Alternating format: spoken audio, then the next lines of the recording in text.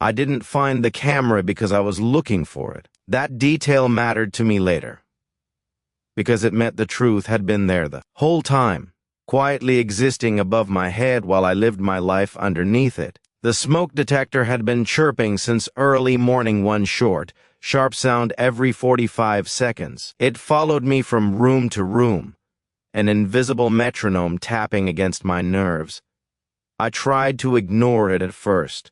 I always did. But by noon, the sound had worked its way into my skull, turning every thought brittle. I dragged the old wooden chair out of the closet and set it beneath the hallway detector. The hallway was narrow, just wide enough for two people to pass without touching. Family photos lined one wall. Layla's first day of school, a beach trip before the divorce, a picture of her missing her two front teeth and laughing so hard her eyes disappeared. I climbed the chair carefully, one hand braced against the wall, the other reaching for the plastic casing above my head. The detector twisted loose with a dry click.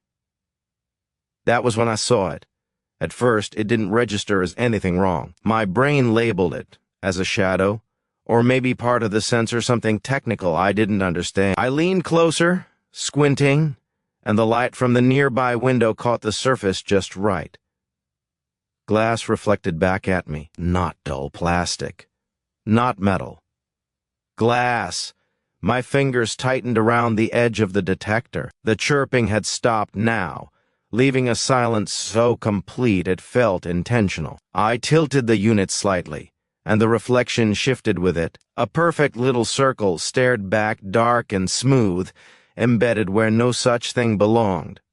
A lens. My pulse kicked hard enough that I felt it in my throat. For a moment I convinced myself there had to be another explanation. Some new model. Maybe. A combination sensor. Smoke. Carbon monoxide. Something advanced and unfamiliar. I told myself that while my eyes stayed locked on the tiny, unblinking eye, turned the detector fully over. Inside, the layout was wrong. There were wires where there shouldn't be, a small green board no larger than a credit card, and tucked into one corner, a memory card seated with careful precision. A red pinprick of light blinked once, slow and deliberate, like it knew it had been seen. The house felt different instantly, heavier, as if the air itself had been rearranged around that discovery. I became aware of everything at once. The faint hum of the refrigerator down the hall, the distant sound of a car passing outside, Leela's quiet voice drifting from the kitchen as she hummed to herself, normal sounds, suddenly fragile. I lowered the detector with shaking hands, stepping down from the chair as carefully as if I were holding something alive. The thought arrived uninvited and fully formed. This has been watching us. Not just the house. Us. Our routines. Our private moments.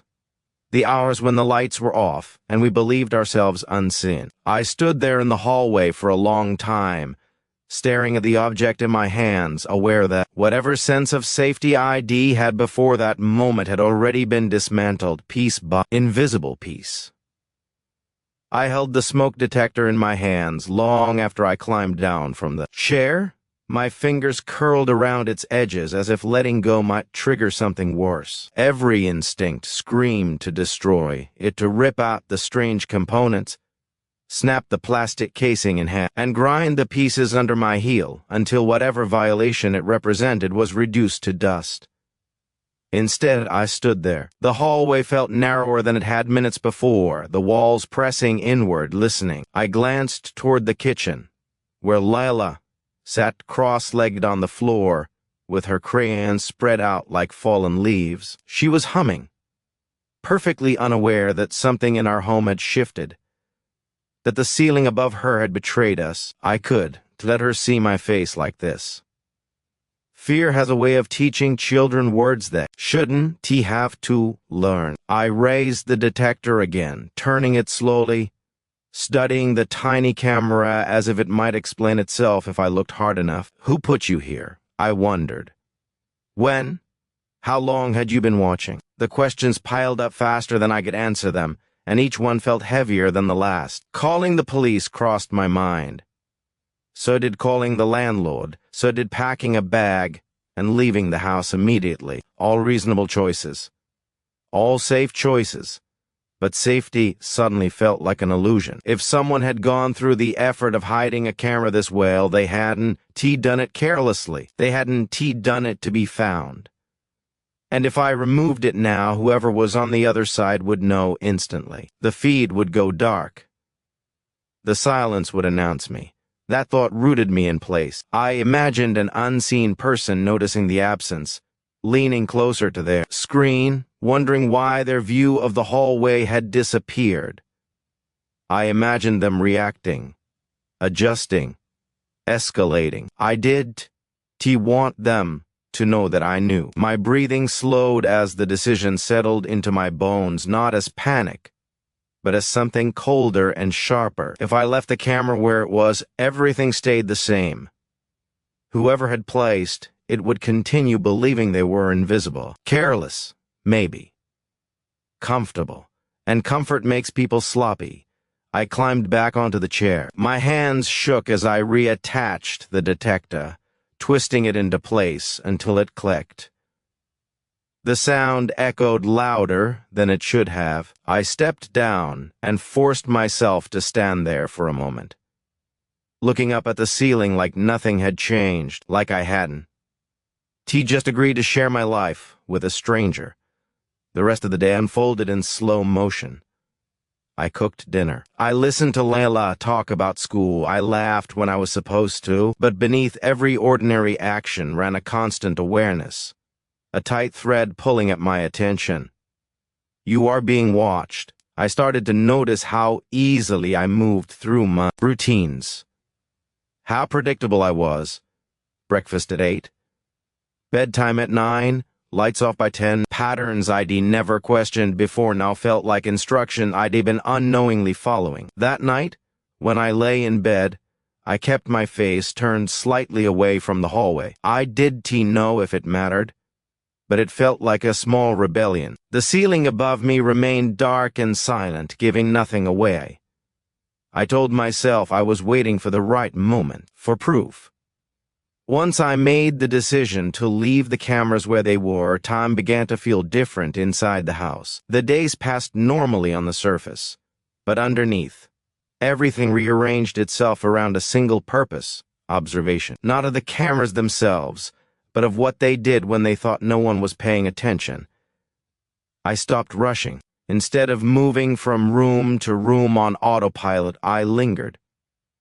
I listened. I learned the language of the house again, the groan of the floorboard near the bathroom, the way the air vent clicked before turning on, the soft whir of the hallway detector settling into place after midnight. Sounds I had lived with for years suddenly felt like signals. The first pattern revealed itself by accident. It was just after 1 in the morning. I was lying in bed, staring at the dark, my phone resting on my chest, the glow turned down low. Lila's door was closed, her nightlight casting a faint blue line beneath it. I hadn't moved in nearly an hour when I noticed it, a barely visible red flicker reflected in the framed photo on my dresser. I held my breath. The hallway camera had activated. The light was constant. It blinked once, slowly, then went dark again. 30 seconds passed. Then another blink. Measured, intentional, like someone checking a pulse. I waited. The living room camera stayed dark. So did the one near the kitchen.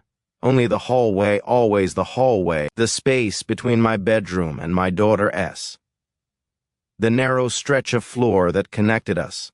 I started keeping track after that, mentally at first, then with notes hidden in my phone under a fake grocery list. The pattern repeated itself with unnerving consistency. The hallway camera woke up between 1 and 3 in the morning, never earlier, never later. The activation lasted minutes at most. Sometimes less. It never turned on when Lila was awake. I tested this without meaning to. One night she had a fever and could sleep. Padding quietly into my room at nearly 2 a.m. She curled beside me, her breathing uneven, and I lay there watching the ceiling, waiting for the familiar blink. It never came. The moment she fell asleep, truly asleep, her breathing deep and steady, the red light pulsed faintly in the reflection again. That realization made my stomach turn.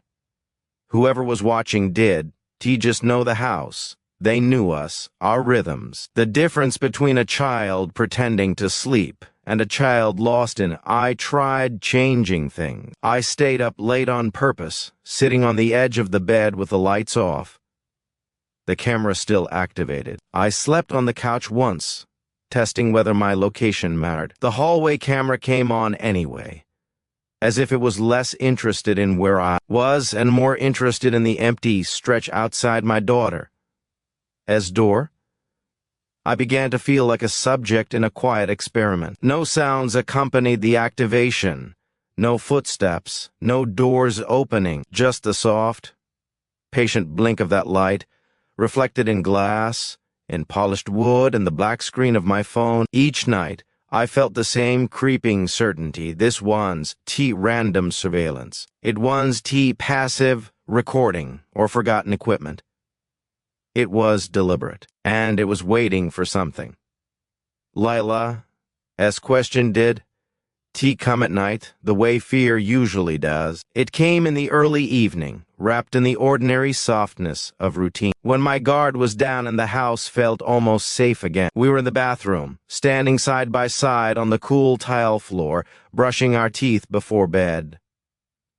The mirror was fogged around the edges, our reflections floating in the clear center like something half-remembered. Layla hummed through the foam in her mouth, swaying a little, her pajama sleeves slipping down her wrists. I watched her in the mirror, cataloging the small details the way I had learned to do lately. Her steady breathing, the absence of tension in her shoulders, the simple fact that she felt calm. She spit, rinsed, and wiped her mouth with the back of her hand. Then she looked at me, not with curiosity, but with quiet certainty. "Mom," she said, "why does the ceiling blink when the man comes?" The words landed without warning, heavy and exact. My hand stopped moving. The buzzing in my ears drowned out the sound of running water for a moment, and I forced myself to meet her eyes in the mirror instead of turning toward the ceiling. "What man?" I asked, carefully, gently, the way you speak to a child when you don't want to teach them fear. Lila shrugged, as if the answer should have been obvious. "The quiet one." I crouched in front of her, lowering myself until we were eye level. The bathroom smelled faintly of toothpaste and steam. Everything else felt distant, unreal. "Can you tell me about him?" I asked. She nodded slowly. "He comes at night." "Not every night. He doesn't make sounds like other people." She tilted her head, thinking. "He stands by my door and looks at you." A chill slid down my spine, sharp and immediate. "When do you see him?" I asked. "When I am supposed to be asleep," she said, "but sometimes I keep my eyes just a little open." She demonstrated, squinting dramatically. "He thinks I can't see." I swallowed hard. "What does he look like?" Layla's brow furrowed. "He is tall, but he is blurry, like when you move your hand really fast." She paused, then added, "His face is wrong." "Wrong how?"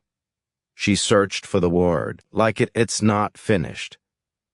The room felt suddenly too bright, too exposed. I glanced instinctively at the smoke detector above us, its plastic casing smooth and innocent. "Does he ever come into your room?" I asked. She shook her head. "No, he stays in the hallway." Then, almost as an afterthought, she said, "He talks to the ceiling." My chest tightened painfully. "What does he say?" I whispered. "I don't know," Layla replied. "He doesn't talk like people, but the ceiling listens." She looked up, pointing. "That's when it blinks." I wrapped my arms around her before I realized I was moving, pulling her close, breathing in the familiar scent of her shampoo. She leaned into me easily, trusting, unaware that she had just confirmed every fear I tried to keep contained. "Mom?" She murmured into my shoulder. "Yes, baby." He doesn't like when you don't sleep. I held her tighter, my eyes fixed on the ceiling above us, knowing with a sick certainty that whatever had been watching from there was no longer just unseen. The police arrived just after dawn, when the sky was still pale and undecided. Their cruiser lights washed the front of the house in slow, muted color, red and blue sliding across the walls like reflections underwater. I stood on the porch holding a paper cup of coffee I could bring myself to drink, listening to the radio chatter crackle softly from the open car door.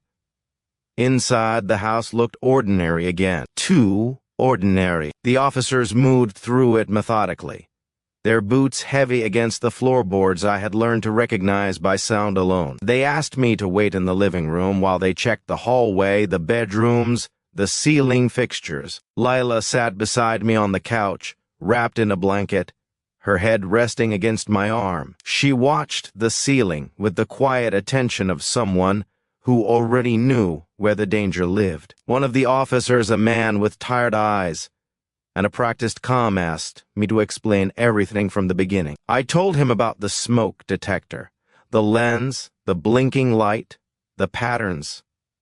I showed him the detectors I had removed, sealed, carefully in plastic bags like evidence from a crime scene. He examined them closely, turning them over in his hands. "These aren't transmitting," he said finally. "At least, not right now." "What does that mean?" I asked. "It means there's no active wireless signal," he replied. "No Wi-Fi, no cellular connection that we can detect." My stomach sank. "So they were recording? Possibly," he said. "Or possibly they were never functional." Never functional? The words felt absurd. I thought of the blinking light, the timing, Lila's certainty. Another officer checked the attic. A third examined the locks, the windows, the crawl space. They found no signs of forced entry, no scuffed frames, no disturbed insulation. Everything was sealed, intact, undisturbed. "It doesn't look like anyone's been coming in," the tired officer said. "But someone put those there," I insisted. "They did. Grow out of the ceiling." He nodded, patient. "Could have been installed years ago. Previous owner, maybe. Sometimes people do strange things with old surveillance setups." The previous owner. A man I'd never met. A name on paperwork. A convenient ghost. I wanted to tell him about the hallway, about the way the camera only activated at night, about how it never turned on when my daughter was awake. I wanted to tell him about the man with the unfinished face, but I did. I watched his expression carefully, the subtle tightening around the eyes that said he'd already decided where this story belonged. Stress, imagination, a frightened parent connecting dots that weren't meant to touch. "We'll file a report," he said, "but without evidence of a crime, there's not much else we can do." The sentence landed like a door closing. They left an hour later, their cruiser disappearing down the street, taking their certainty with them. The house settled into silence again, the kind that follows authority, heavier than before. I stood alone in the hallway once they were gone, staring up at the bare spot where the detector had been.